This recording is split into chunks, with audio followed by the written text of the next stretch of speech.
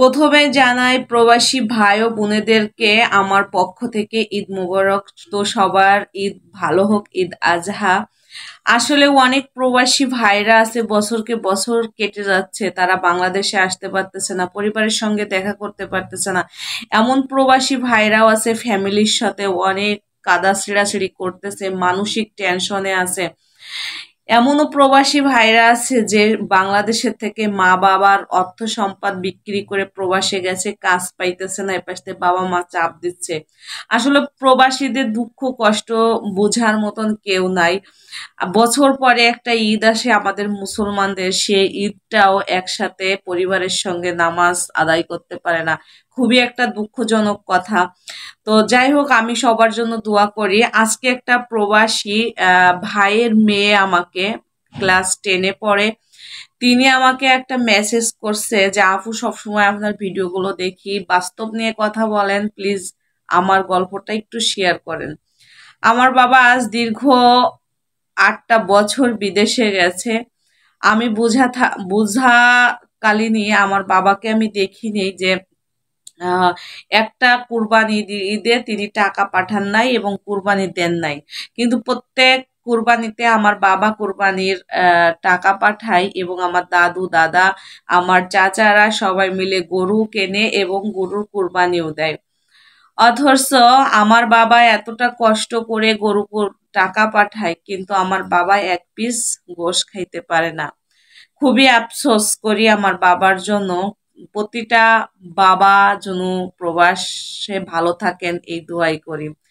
মানে আরো অনেক ধরনের গল্প বললো যে ফ্যামিলির চাপে তিনি বাংলাদেশে আসতে পারে না, ফ্যামিলি থেকে বাবার অর্থ সম্পদ বিক্রি করে প্রবাসে গেছিল এবং সেই প্রবাসে যাওয়ার পরে সবার আশা মিটাইতে মিটাইতে, সবার চাহিদা মিটাইতে মিটাইতে আজও সে 8 বছরের মেয়েকে এখনো দেখতে আসতে পারে নাই। তার মাটাকেও রেখে গেছিল, মাকেও দেখতে আসতে পারে নাই, শুধু টাকার অভাবে। হয়তোবা বিমান ভাড়া অনেক খরচ যাবে আসা যাওয়া, তারপরে বাংলাদেশে আসলে সবাই মুখের দিক তাকাই থাকবে, আমার ভাই প্রবাস থেকে আসছে, আমার মামা আসছে, আমার চাচা আসছে, আমার খালু আসছে, আমাদের জন্য কি নিয়ে আসছে।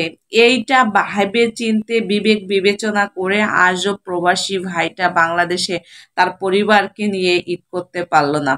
এরকমের শুধু এই এই মানে কি বলবো, এই মেয়েটার বাবা না, আরো হাজারো এরকমের প্রবাসী আছে যে পরিবারের জন্য, শুধু টাকার জন্য বাংলাদেশে তার পরিবারের জন্য দেখা করতে। কোনো প্রবাসী ভাইরা আছে যে নিজের কথা না ভেবে ছোট ছোট বোনদেরকে রেখে গেছিল, তাদেরকে পড়ালেখার খরচ চালাইছে, ভাইদেরকে পড়ালেখার খরচ চালাইছে এবং তারা এখন ভালো প্রতিষ্ঠানেও আছে, ভালো চাকরি করতেছে, বাড়ি ঘর বউ বাচ্চা নিয়ে আরামে এসে আছে। আর প্রবাসী ভাইটা সারাটা জীবন প্রবাস থাকতে থাকতে মাজার মেরুদণ্ড ক্ষয় হয়ে গেছে, পায় বল পায় না, শক্তি পায় না, প্রেশারের সমস্যা, আর প্রবাস করতে পারতেছে না। যখনই বাংলাদেশে আসতে চায়, এমনকি যেসব ভাইদেরকে গায়ের রক্ত পানি করে ইনকাম করে ভাইদেরকে পড়ালেখা শেখাইছে, সেই সব ভাইরাও ভাইটাকে বিমানবন্দরে আনতে যায় না যে যদি আমাদের আসার খরচটা দিতে হয়, মাইক্রো ভাড়া করে ভাইকে আনবো। এমনকি প্রবাসী ভাইটা যদি আসার পরে যদি দেখে যে ব্যাগে কোনো আমাদের জন্য কোনো আসবাবপত্র কিছুই আনে নাই, তখন যায় গবেষণা আলোচনা শুরু করে যায়, দল বাঁধে। এমনও আছে যে ওই প্রবাসী ভাইকে যে একটা ভাইয়ের ঘরে যায় দাওয়াত করে খাওয়াবে, সেটাও খাওয়ায় না।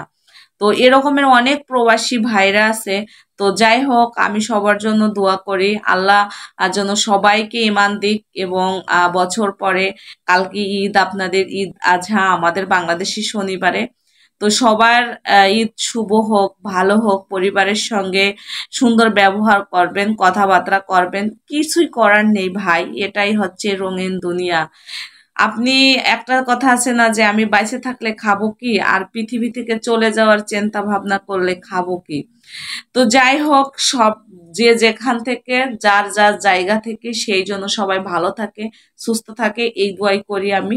আর অন্তরের অন্তরস্থল থেকে প্রবাসী ভাইদের জন্য অনেক অনেক দোয়া এবং ভালোবাসা, অভিনন্দন থাকলো। সবাইকে জানাই আমার পক্ষ থেকে ঈদ মোবারক।